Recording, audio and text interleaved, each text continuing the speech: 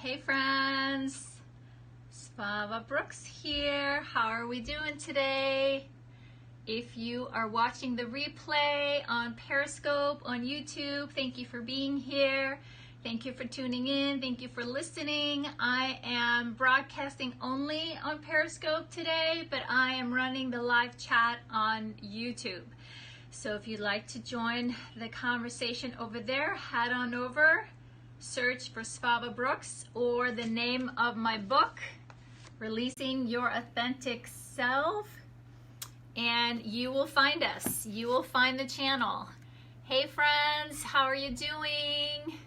Hey Wanda, hey friend, good to see you. How are you today? Hey Sue, good evening to you.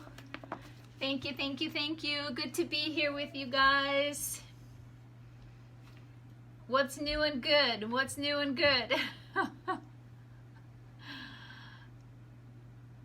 Hey Rob, hey friend. I'm just saying hello to our friends over on Periscope here and letting people know what we're up to. I'm Abuse Survivor Coach, and I love to hang out with fellow survivor thrivers as we navigate this journey, right?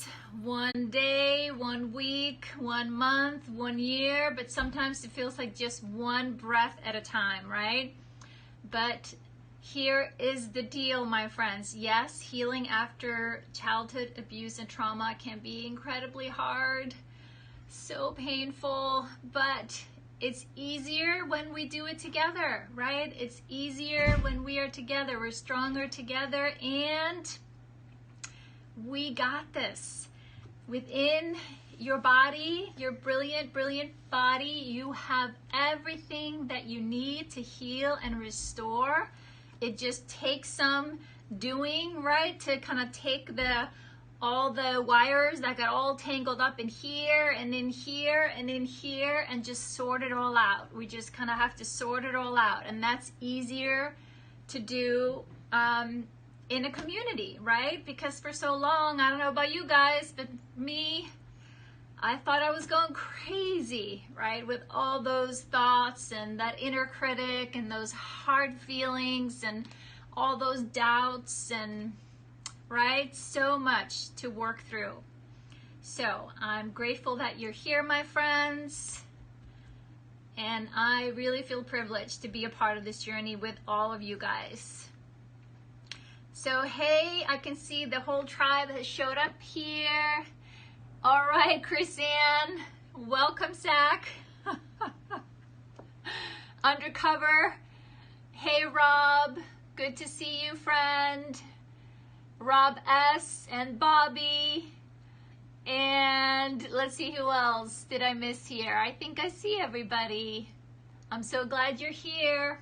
So glad you're here, friends. Oh, there she is. Hey, Vicky. Good to see you. I was loving the conversation about in the Facebook group where you guys were sharing. See, I need it. I've forgotten what I was gonna say. We were talking about coconut oil. We started yesterday, right, talking a little bit about food, and so I'm excited when that shows up regularly for us. Part of healing is also learning to take better care of this body, right? Your biology, this home, this house, your temple that is carrying your beautiful heart and your spirit. And so part of that is we have to learn to take good care of it. So sounded like you, Vicky, are on coconut oil kick. Not only in the kitchen, but also in the bathroom. Yes, exactly, right? Right? Hey, Karen. Hey, friend. Exactly. And unfortunately, right, Vicky, you're not alone. Anybody else that can relate to that, right? Often we don't start paying attention to those things until something you know, we get sick or we need to pay closer attention. Something isn't working right. That's when we start to pay attention to, what do I need to do to change, to shift, to actually help my body to heal? And that's, I think, the number one thing that I've learned about this healing journey, now going on, 25 years, is that our whole being, we're a multidimensional being, but all of you, all the parts of you are always seeking optimal health. Your biology is always working as hard as it can to stay healthy and to, you know, bring you the energy and whatever you need to do to live your life, to go through your day. And the same thing goes with your energy body, right? Your mental health, your emotional health.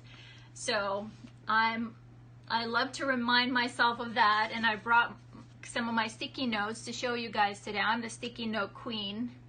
Actually, I'm preparing for a training on Friday, and so I like to bring my sticky notes out when I'm doing trainings. And so I write things down and put them where I can see them, and I love different colors. Let me just show you guys. I got a stash, and then I have a stash of these big sticky note, because, you know, sometimes those reminders, you need a little more space than this, right? Note to Svava, takes a little more space than that. I need a whole big one.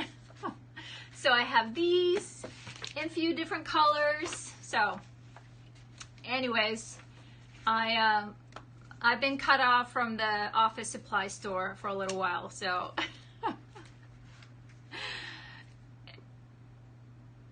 So yes, Rob, bigger sticky, Rob, the biggest sticky. You ever saw this one? Oh, you haven't seen it. I'll be bringing even bigger ones to our retreat in April. I have sticky notes that are as big as, you know, like a, what would you call them? Like a poster paper. So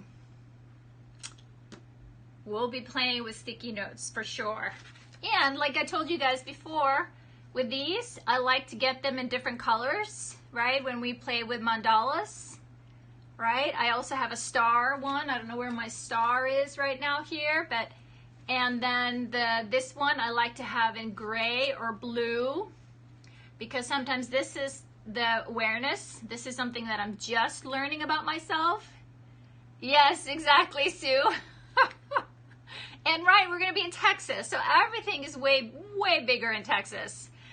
But I use gray or blue for the cloud, because that's new awareness, something that I'm learning about myself, something that's, you know, a new ha-ha, right? So I'll put it on the gray or the blue, and it's maybe on the outside of my mandala, which mandala, that's me, right? And I'll put it on the outside, and then I have a star, a yellow gold star, that I will move from here onto the star when I recognize I'm starting to internalize something, meaning I'm taking something that was just like, what do you know, right? It's like I learned something new about myself. I did not know that I didn't know that I knew this, right?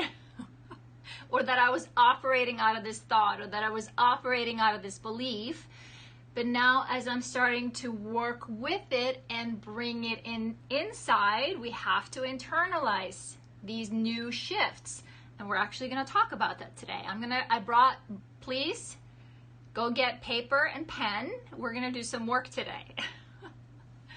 So then I put it on the star, because star means I'm working on it. I'm working on it, and I'm going to celebrate myself that I am working on it, right? Practicing self-compassion in action. And then the last step is when I move it onto the heart, right? Which is the innermost circle of the mandala. So I'll move it into the heart when I recognize, okay, no one is perfect. But when I can celebrate that, wow, I'm actually starting to live out of this new belief, right? I'm actually starting to make this is integrated. So I celebrate that. Very intentional. And yes, that's some of the work that we're going to be doing at the retreat. So your dog ate your pen. Well, let me see if I can get you one. So anyways, well, just like school, if you don't do the work now, you get to do it later, right? So, but of course, my friends, this is optional, just optional. But I thought we would just dig a little deeper. Since we're going to be doing some hard work today, why not take it through the process and see what we can gain some clarity about. And basically, as we share and talk about it, we are actually starting to bring it inwards. So are you guys game? You want to do that? I laugh, right? Because let's see here. So a little shout out here to Chris Ann. Yes, my friend, I did just saw your email today. I have been working my way through my emails. So hang in there if I owe your reply. All right. So let's see here. All right. So today, can you guys believe it? We're almost through our month, our first month of the year. We're on day 30. All right. Sue just had to go downstairs to get pen and paper. You're such a good student. Sue. Of course, right? You want to get it right. Right, Sue? Awesome. So, right, today it's a hard topic, right, to acknowledge that we maybe are continuing the cycle of abuse. Sue is a teacher's pet. Well, we all benefit. She is showing us all. We all benefit from her being a good student. As you guys know, she shares with us her process, her homework, her assignment, and so we are all benefiting from it. So no picking on Sue. So what I was saying here, right, we sometimes continue the cycle of abuse with certain beliefs and habits. Exactly. But acknowledging the abusive things you might do to yourself is the first step in stopping them. In recognizing that you do have a choice to stop the habits and behaviors. And that starts when we finally see, my friends, that you deserve better, right? We all deserve so much better, so much more than what we got, right? And since we are now grown-ups, these adult bodies, we are not small children anymore, powerless. So we got this. We got this. So, and as for myself, as an adult, it was a huge aha moment when I recognized that I was continuing the cycle of abuse that my stepfather had done to me. And I had kind of turned it inward. The anger and the fear that I experienced as an abused child turned into self-loathing and self-hatred. And I had some really powerful stories about who I was and how I needed to be in the world and what I needed to do to be safe, right? I acted out. I started smoking cigarettes when I was 12 years old, and started drinking hard liquor pretty young as well, and also acted out in lots of different ways. So put myself in very high risk situations and found myself in abusive relationships again, because no longer needed the people that abused me growing up. I now had taken on the beliefs, right? In here, I had internalized what I saw here growing up and how I was, people were treating me. And so I continued with that. So, right? So let me just stop and take a breather here. So if this conversation, right, feels hard, be gentle with yourself, my friend.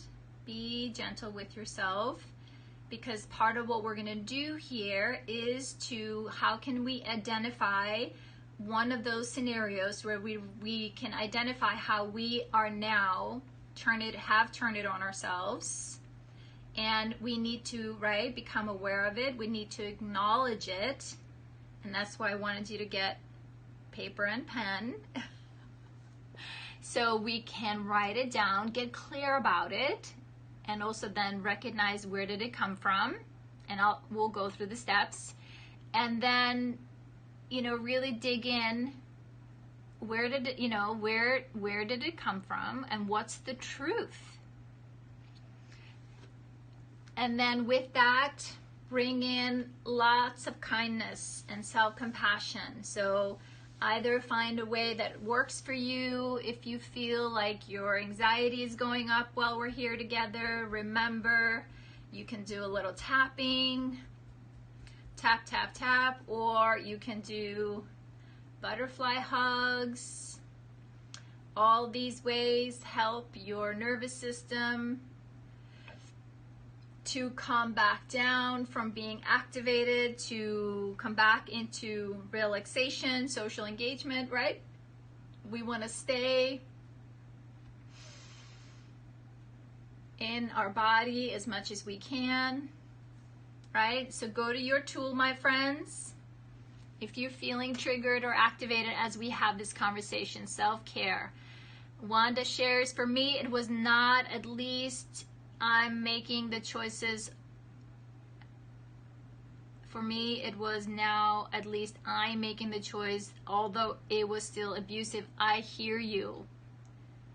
I hear you. I hear you, Wanda. And that's exactly the work, right? The work that we kind of have to get meticulous about, and it can feel really, really frustrating and overwhelming, is to kind of drill down to, you know, the self-harm or the hurt that we keep inflicting on ourselves.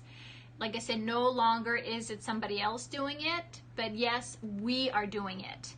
And it is exactly because deep down we believe them, right? We believe that we were that bad. We believe that we were, it was our fault, that somehow we were inherently bad, right? So it takes time, my friends. And again, as we go through this process, is to be mindful of your self-regulation, right? Stay as grounded and present in your body as you can. So, and be gentle with yourself. I know I'm like a broken record. So this is how we change our negative beliefs. Let's see here. So the two questions for today were, how does self-loathing and self-abuse manifest in your life now? And what kind of abusive things does your inner critic say to you? These kind of go hand in hand. And a few of you have seen this process. I've sent to you guys these steps that I use to help get clear about those negative beliefs, right? That then run our mind.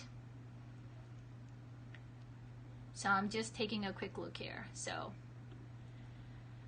how do we distinguish the reality from the truth, right? The reality is the story that we made up about it, right? But the truth is, thank you, Rob, exactly.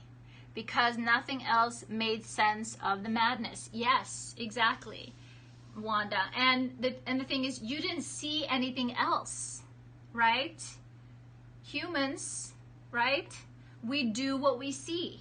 Our coping strategy, our coping mechanisms, our way to numb, you know, disassociate, yes, but we see what's approved in our environment.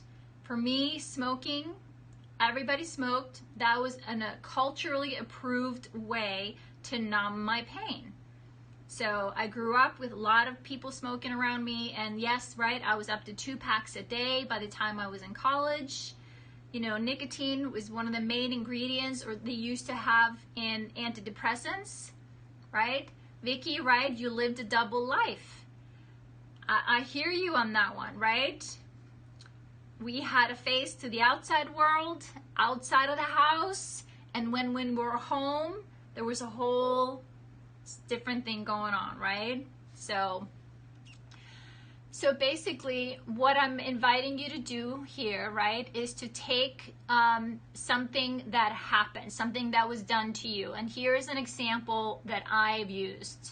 And so if from your writing today, and I'll go through your sharing, but keep this in the back of your mind as we go through what you guys shared here. So the steps that we're gonna go through is to write down what happened, right? And so for me was, I was abused, right? The truth that I assigned to it, what did I make it mean? The second step, write it down. I made it mean that I am bad. And when I say I am bad, inherently bad. Like that was what was underneath all my shame. Not because I was abused, I was bad, right? Like not just my behavior, but inherently this, what I saw and felt and heard, right, was bad, inherently bad. So number 3, the fear or the lie, right, is that my fear was that basically that this was the truth, that I was bad, but it was a lie, right? I wasn't bad. But my fear that I was protecting also and resisting looking at, because I believed it. I thought that I inherently was bad. That was my fear. That no matter what I did, that I was always going to be bad. So the next step, the real truth that empowered me, right? I am, and then fill in the blank. You can put in valuable, healthy, good enough, lovable, right? Kind, happy, what, you know, in spite of what happened. And then the 5th step is, what steps are you going to take to start to live from the real truth, right? So the real truth is, notice how I talk to myself, notice how I talk to others, notice when I need support, and to recognize with mindfulness and self-compassion, moment to moment, my accountability, my responsibility for, you know, my hard feelings isn't because they're out here anymore, they're inside of me. And yes, feeling them and expressing them is incredibly hard in the beginning, but the greatest resistance we have is actually releasing them, expressing them, right? And because we lack experience in doing so or having models in doing so, we don't know that we can trust our feelings or trust ourselves to express our feelings. So this is the, you know, the step, those steps, that process, right? The truth is what happened. I was abused by my stepfather. It wasn't my fault, right? Not my fault. No matter what, even if he was sometimes good and not all evil, right? And that's the other dilemma we have as children. He was sometimes also the more loving, caring adult. And as a little girl, I was desperate for connection, right? So I would sometimes seek him out, like wanting attention. And then, of course, that would turn on me. And then, okay, it fed into my story, my truth that I'm bad, because then I would believe that I was the one who made this happen, right? Right? So, how are you guys doing? Self-care, my friends. Lots of self-care. Thank you, Wanda. Hey, Sharon. Hey, friend. We're so glad you're here.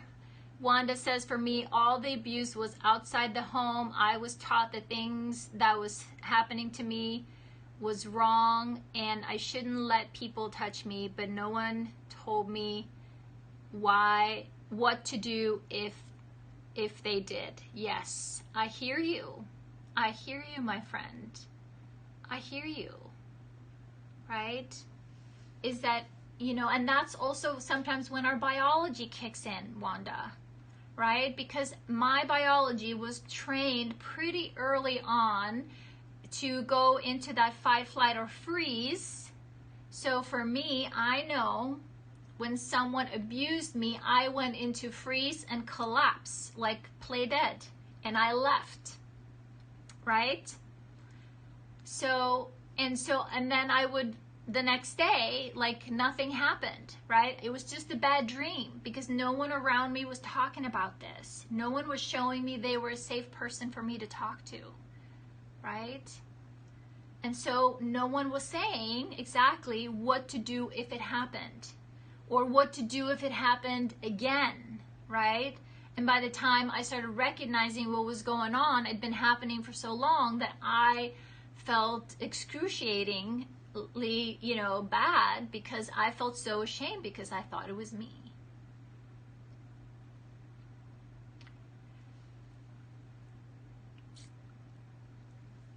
Hang in there, Sharon. Thank you so much for sharing with us today what was going on at home. That is really hard, my friend.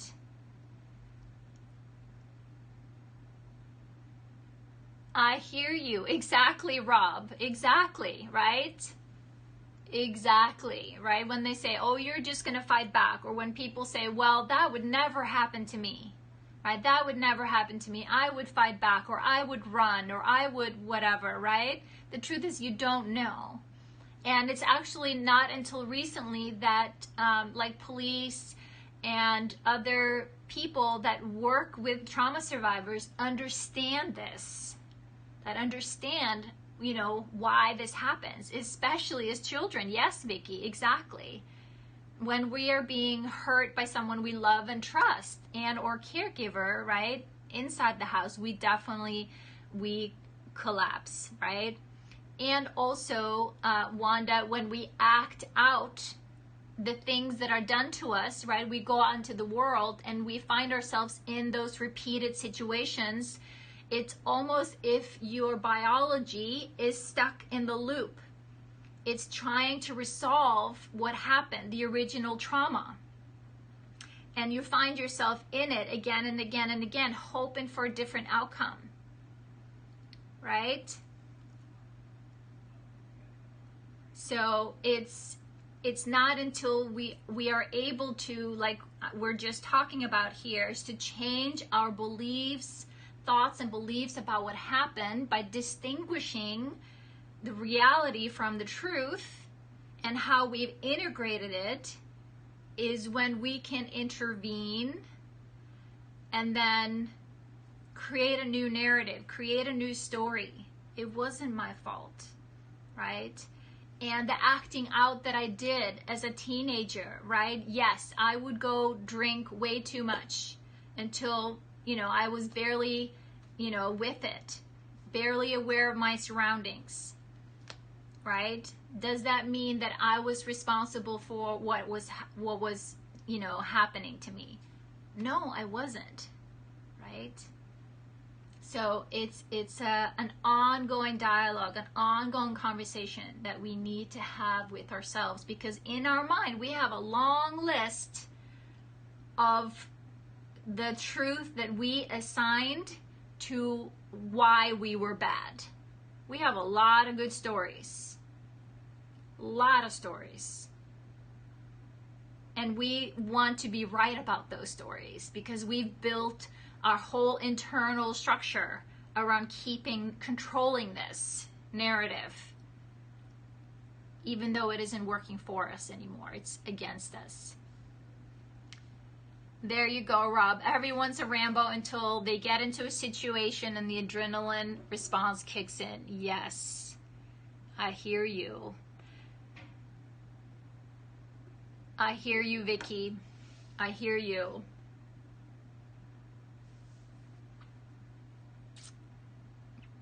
You're welcome, Sharon. We're so glad you're here. We all wish we could fly out, my friend. If we can just send a few of us to come stand guard around your house. I'm so sorry. That's really nerve-wracking what you're going through. But I hope you find a way to resolve that. So I hope our suggestions were helpful to you, my friend. So let's see here. I'm going to turn to the comments. Chrisanne shared with us, she says, I don't believe in I self-loathe. I do self-harm by binging and purging and abusing laxatives. It's control and self-punishment all in one. I don't do it because of my weight. I do it because of my self-esteem or the lack thereof and feeling not worthy. I hear you, my friend. I hear you, my friend. Thank you so much for sharing that with us. You are not alone, my friend. You are not alone. She says here, my inner critic, she has a lot to say, especially over the past few weeks, just not able to conquer her. Lots of you are not worthy, right? So for you, Chrisanne, right, and the next one here is you're not good enough. You don't try hard enough. Definitely fighting some demons right now. So sorry, Chrisanne. So sorry. So, you know, kind of along the lines that I was just talking about here is to distinguish the reality from the truth here is to drill down to, you know, write down you're not worthy, right? Write that down and then, you know, dig a little deeper. It's like, why do you not feel worthy? And it makes sense, right? Here you know this, right? Yes, you know. But there's a magic in journaling. There's something that happens when we write it out, when we get it outside of ourselves. We can separate it a little bit. So if you could write that down for yourself, I don't feel worthy or I'm not good enough. I think everybody here can raise a hand to, yep, I got that one too. Because those are kind of a lot of them just drill down to those. There's a few key ones that we all struggle with. Thank you, Wanda. Thank you, my friend. So then recognize, right, you are not good enough because, right, what did you come up with? Like, what happened that made you think that you are not good enough, right? And the truth is, you were abused, right? And because of that, and because you were a child or whatever your situation or circumstances, you made it mean something about you. You made it mean that I'm not worthy. You made it mean you were not worthy. Of course, that's what you saw mirrored back to you, right? And the fear is that what if they're right? What if they're right? What if I am not worthy? And that's our job to correct, because it's a lie. Of course you're worthy. Of course you're worthy. Right? And then you go into I am valuable. Right? No matter what happened, I am valuable. And then what steps are you going to take to start living out of that value? And now that you know you're valuable, now that you know you're good enough, now that you know you're worthy, right? That's the piece. That's how we internalize and shift those negative beliefs. I'm showing up in the group because I know I am worthy of support. I'm going to continue to show up for my healing every day because I am worthy and I'm going to heal. Right? That's how we do it. Like your gratitude list, your self-care. That's all your affirmation, living out of this is me, right? This is me proving I am good enough. I am worthy of healing. I am worthy of support. So we have to show up for it. That's our responsibility. So thank you, my friend. I'm so sorry to hear you're fighting some demons right now. You're in our hearts. Sending you lots of love, my friend. Lots of love. Thank you, thank you, thank you so much for sharing with us. I hope this example is helping, right?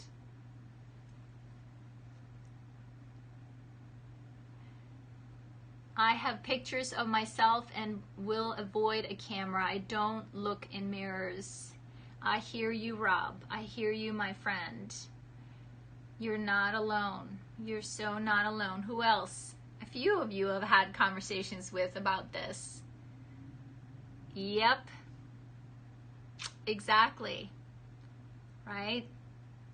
And like Vicky said, like living that double life, right? What if, you know, I can glance in the mirror, right? Putting makeup on or whatever, but to really look, to really, really look, that's hard. But it gets easier, my friend. It gets easier. It gets easier. Ask Sue. You guys are funny. You guys are funny. So thank you, Chris Ann. Thank you, Rob. Thank you, Rob. But I hope you will look in the mirror and see what a wonderful human being you are, and that you deserve to be seen, and that you deserve to be heard. I hear you, Wanda. I hear you. She says, I don't look in the mirror for identity, just to make sure no eye boogers. Thank you, Sue. Right? It does get easier. It does get easier, right? And I can tell you guys right now that I do these videos, you know, now it doesn't bother me so much, but for a long time I was like, oh my God, I can't look at myself, right? But I'm like, really, Svava? I don't think they really care what I look like. They are here for my message. They're here for my heart. So I got over it. But I do recognize it is hard, my friends. It is hard. So again, if you guys want to play with a mirror, draw a crown on your bathroom mirror. Put, you know, so when you stand in front of the mirror, yep, I'm the queen here. I'm the queen bee, and I deserve to be seen, right? And again, that's our job. Our job. Oh, I hear you, Wanda. I hear you. Well, let us know how we can support you, my friend. The world needs your voice and your story. I hear you, but I'm here to tell you, a good friend, years back, she's like, Svava, they won't remember what you look like, but they will remember how you make them feel. So remember that, my friend Wanda. When you're out there telling your story, people will connect with your heart, right? They will forget what we look like. Exactly, Rob, right? If I can't look at myself, how can I expect others to like or even talk to me? That's part of it. That's part of it. Right? Is that we have to be willing to see ourselves.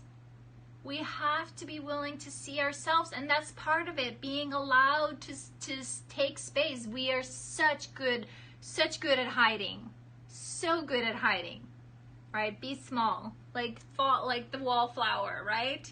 But doesn't work anymore. We have to be seen. Take some space, my friends. Hey, Donna. No, Wanda, can't do it for you. You got this, my friend. You got this.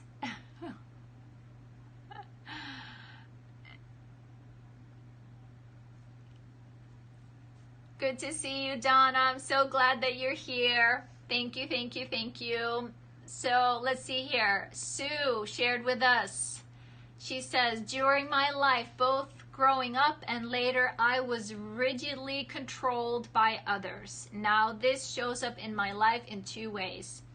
I find myself trying to keep a tight control of myself and my circumstances. And I also fiercely resist anything that looks like others wanting to control me. Poof, right? I hear you, my friend. I'm the same way. Who else can relate, right?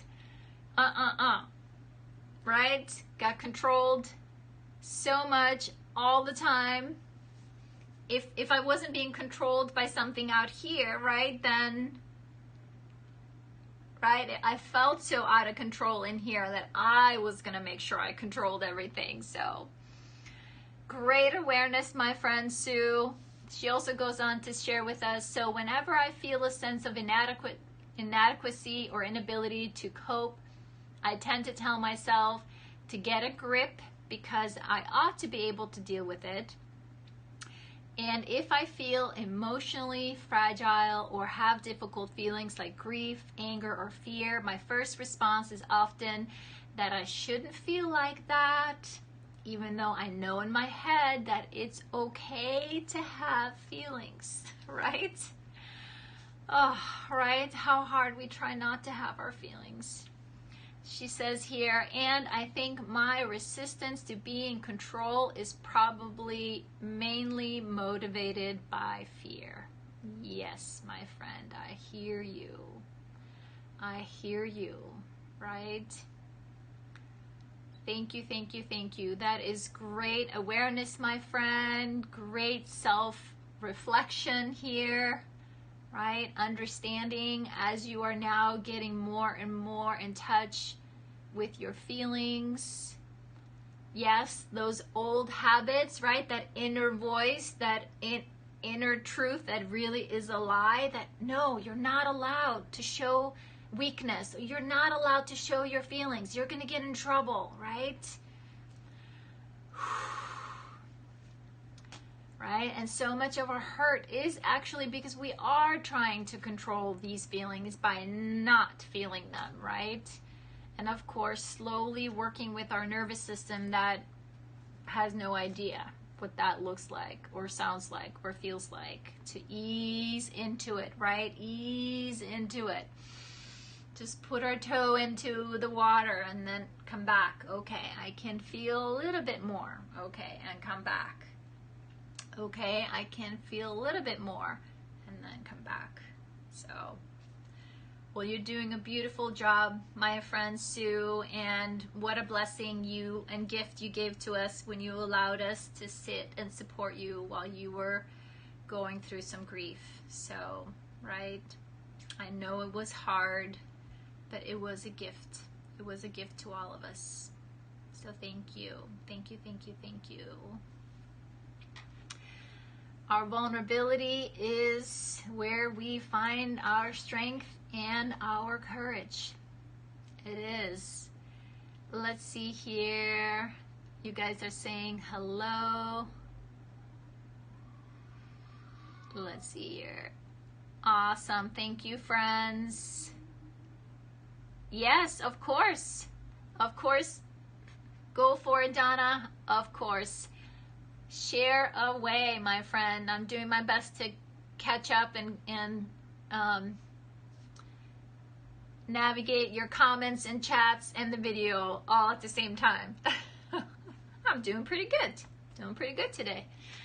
So let's see here. Vicky shares with us. She says, I used to self-loathe by some of the same as you, allowing myself to be abused, putting myself in dangerous situations, using drugs, sometimes mixing them, playing Russian roulette to see if I'd wake up the next morning. When my kids were living with my mom, I attempted suicide at 16. I'm sorry, my friend. I'm sorry, my friend Vicky. That's a lot, my friend. And I just want to say something here, Vicky, that you never allowed yourself to be abused, right? Abuse is never your fault. Right? So I'm just wanting to invite you, right, to notice how we write about things, right? I used to talk about my abuse, right? And my abuser, right? We need to find a way to separate a little bit. And you guys may still hear me say those words, but we're trying to separate a little bit about, like, no, not my fault. So I'm so glad that you're here. She goes on to share with us here, now I eat sugar, gluten, all the things I know that are bad for me. I let the inner critic take over. Yes, good, Vicky, good. I hear you, and I know that you know. I just wanted to acknowledge that, okay? So I know that you know. She says, I let the inner critic take over for a while, or I just disassociate altogether. The abusive things I tell myself are that I'm not worthy, that I'm not good enough, that no one loves me, everyone dismisses me. It's easy for them to treat me any kind of way. They don't even consider how badly it hurts. I will stay in bed all day and just say, screw it. Sometimes I've wondered why I'm alive and contemplated suicide, although I'd never do that. But my body is paying for all that I've done and all that has been done with my illnesses. I hear you, Vicky. Hey, sweet friend.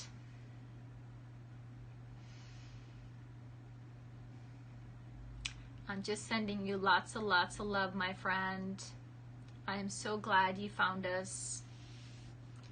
I am so glad you found us.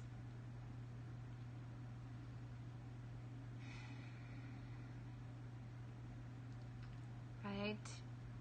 You are worthy, my friend. And we see you. We hear you. We feel you. I don't know if you can feel this, Vicky, but my heart, there's just this beam of warmth coming from my heart to yours. You can receive if you like, just by saying yes. Yes, you are here for a reason, my friend. Yes. We are all sending you love, my friend. Yes. We are so glad that you're here. And as, right, I know you're feeling this, right? Opening up to receiving the love. And part of the work, right? The heart work, the hard work is to recognize all the ways that we tell ourselves that we're not worthy, right? So if you can take all of those, right?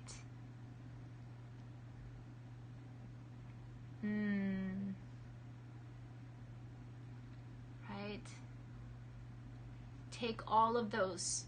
Not worthy, not good enough, no one loves me, everyone, yes, they may look as if they're true to you, right? But inside of you, they feel inherently true.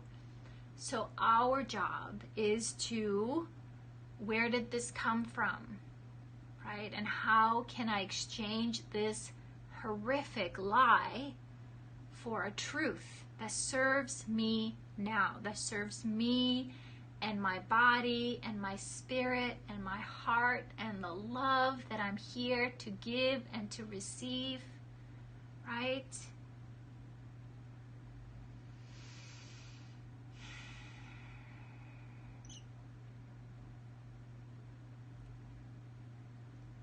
So, right, one thing at a time. What happened? What did you make it mean? What is the fear? What can you decide now that you know the truth? Right? And then how can you start to live out of that new truth? Vicky says here, I had a very good friend delete me off Facebook today after asking her to respect me, and it really hurt. I'm sorry. I'm sorry, my friend. That would hurt. Yeah, a very good friend. When we ask them to respect, they should honor that. They should hear you. I'm sorry, Vicky. I'm sorry, my friends. But sometimes part of this journey, we do outgrow people, or people will push back. When we decide to stand up and set a boundary and speak up for ourselves, people sometimes will push back. Because if we change, exactly, Rob, right? If we change, then that means they have to look at something, that maybe something needs to change on their end. And they are used to us being the way we are, and they don't want us to change. It is very hard, Vicky. So I'm really sorry. But I want to celebrate you for speaking up, that this is you living out of your new truth.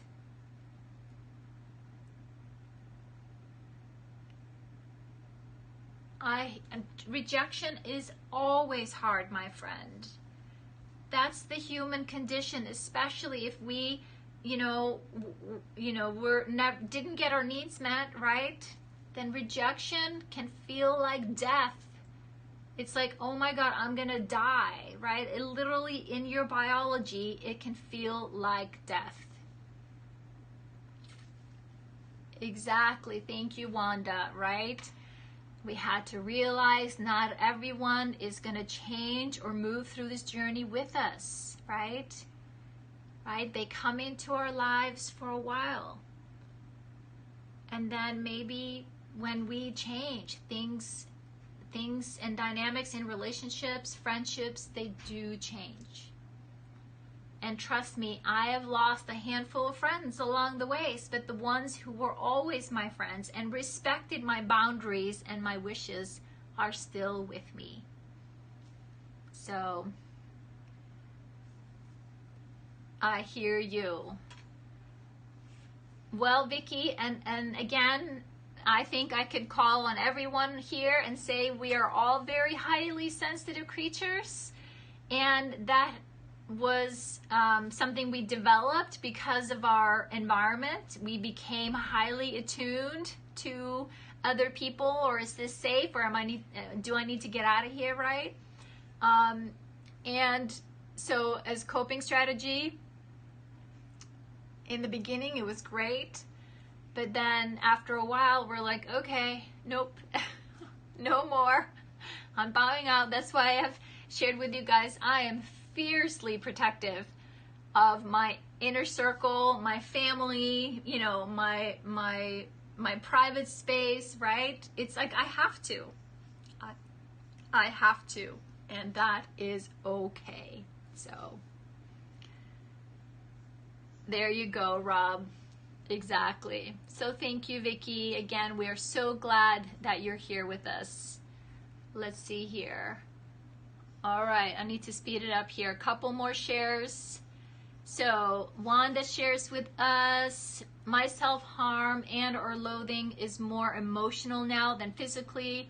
I'll shut myself off from others only to listen to those critical thoughts. During those times I hear no matter, I'm sorry, I need to slow down and read this again. No matter what he wants, you're not as good as everyone else. You deserve to be by yourself. After all, you're disgusting. Oh, I'm so sorry, Wanda. That hurt just reading that. That hurt just reading that. My friend, I hear you, and those critical thoughts can be so brutal, so brutal. So I really want to encourage you, right? Where did that come from? That is not the truth, my friend. That is not the truth, right?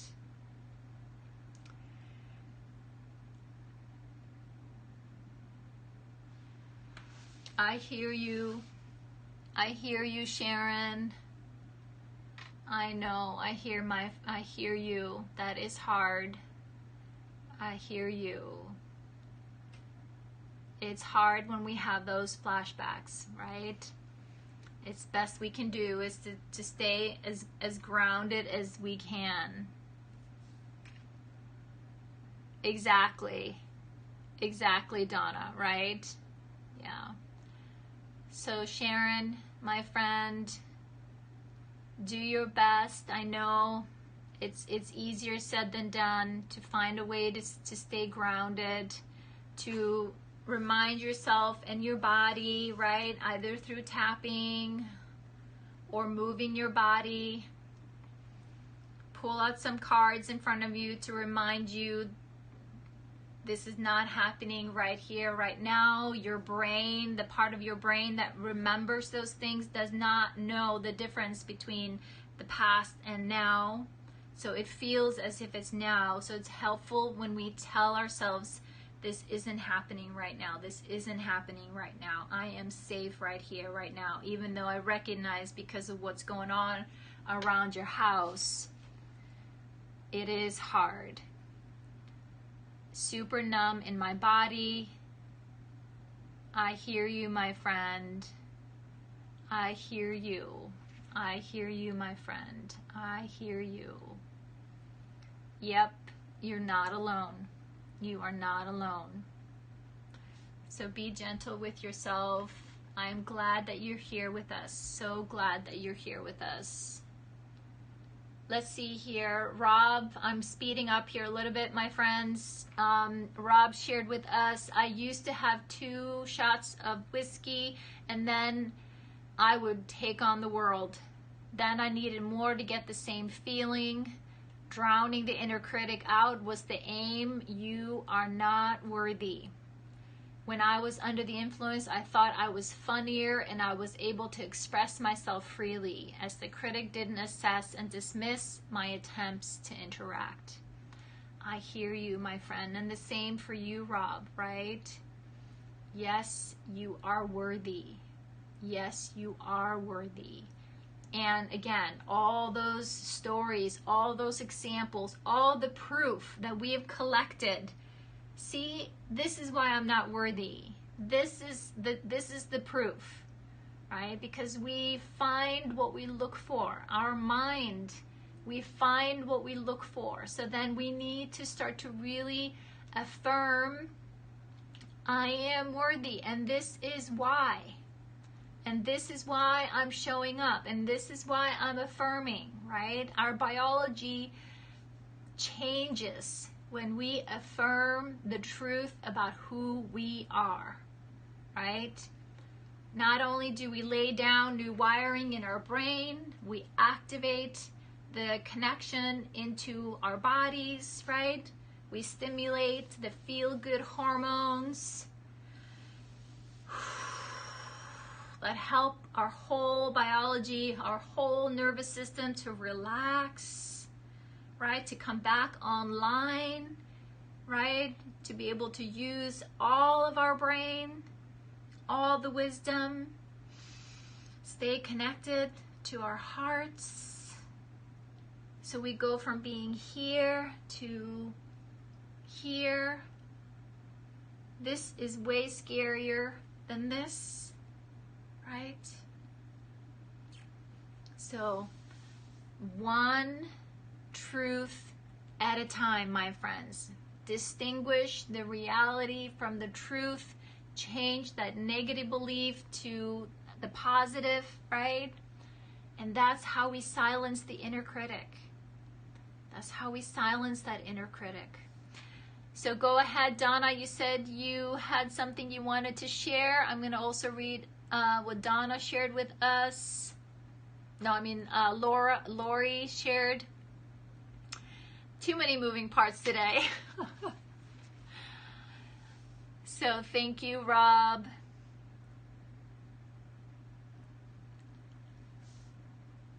Awesome, Rob. Awesome, Rob. Yes. Yes. You got this, my friend. You got this. I believe in you. We do, we do, we do. Lori shares with us, sometimes if I am really down, I'll abuse alcohol if I think it will agree with me. But most often, I fancy the thought of death. I used to focus on suicidal methodology, but now I have enough wrong with my health. I know my days are somewhat numbered, so I just fantasize about what heaven might be like, and it is a real pick me up. You're gonna make me cry, Lori. I just pray when this brain herniation thing has a major mishap, it hemorrhages and doesn't clot. Like I don't want to wake up paraplegic, unable to communicate, wearing diapers and bed sores for 15 years.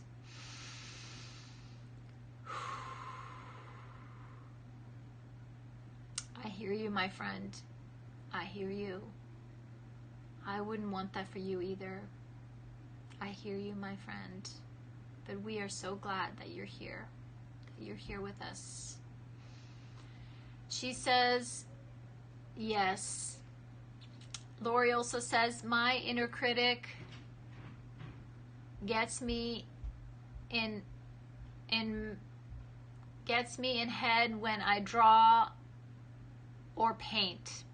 It tells me I can't do things I'm attempting or that I'm no good. But I know that voice is a liar, yes, and I fight it out loud if I must. I don't care who listens either. I hear you, friend. I hear you. I hear you. I hear you, Vicky, right? When our health fails, it is scary. Yep. Yep. I hear you. I hear you, my friend. Right? And again, right, that's my biggest motivation for my self-care and for, you know, the exercise, the meditation, the good food, and drinking water, and those coconut oils, right? All the things, right, that we can do to help our body heal. Our bodies want to heal. They're doing their best. I know there are some conditions, right, that we have learned to live with, but it's good that we can do the best we can to stay healthy, to feed our body healthy, good food.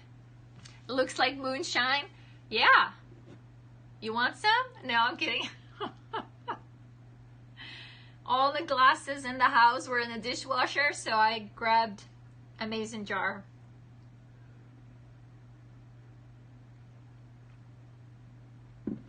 I hear you.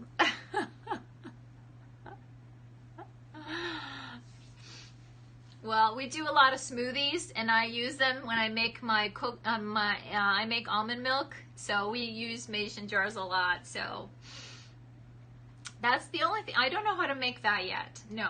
So you guys are funny. Hey, so my friend Donna, did you have something you wanted to share? And homemade almond milk. Yes, exactly. It is yummy. So creamy.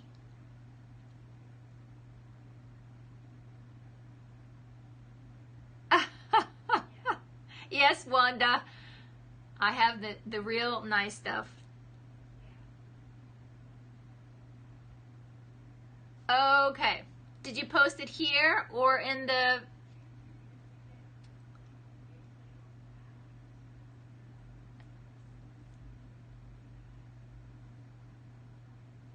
Here. Okay, let me scroll up. Then let me scroll up. Sorry. I was multitasking. So let me see if I can find it. You said you posted here.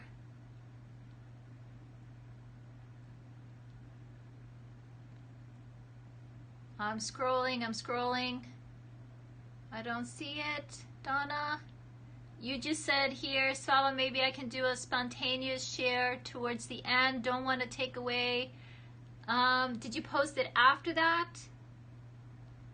I don't see it, my friend. I don't see it. I'm scrolling back down again. I don't see it, my friend. I'm so sorry. We are running out of time, my friend. Oh, Facebook feed. Okay. All right. Then I'll go back there. See? Let me see what I can find here. Hold on. Yes, if anybody that has to check out, I don't see it in here either. Did you put it in? Let's see. After Vicky's.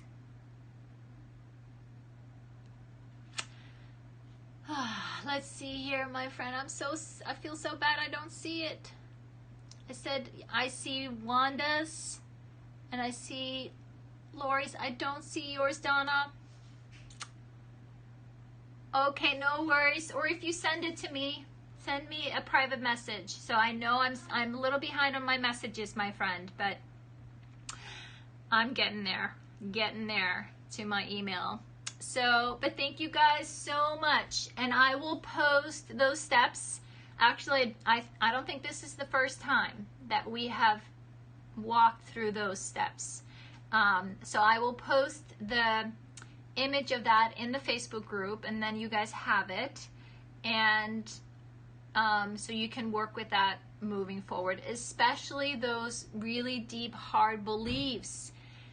It's our job, right, to integrate new beliefs, new helpful, positive beliefs, because those hard ones that we're not worthy, that we're not good enough, right, they will keep showing up until we can say no.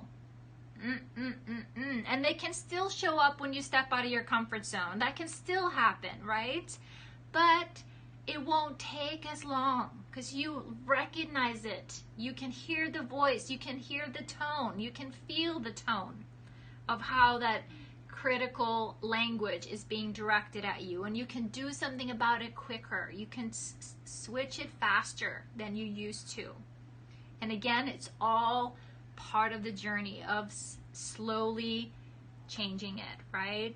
So, well, thank you, my friends, for your beautiful, courageous share. This is our last one for this week. I will be back here on Monday. Actually, Donna, I won't be here tomorrow. It's my daughter's birthday tomorrow. We're going out for dinner, and then I'm doing an all-day training on Friday. But please send me your note. Right, Sue? Good for you to recognize that your responses to these questions were different from last year. That's awesome. So thanks again, friends. Remember, please give me a thumbs up if this video and this chat was helpful to you, and if you had any aha moments or insight that you think others might benefit from hearing from you, then please put a comment down below if you feel called to. But thanks again, my friends, for your courage, for being here, for loving and supporting each other, right? This is truly a team effort, my friends. So you are here and you already have all the things that you need to heal and restore. And we are going to be here with you and remind you until you believe it too. All right, friends. Good night, everyone. Have a great rest of the week and great weekend. And I will see you here, same time, same place on Monday.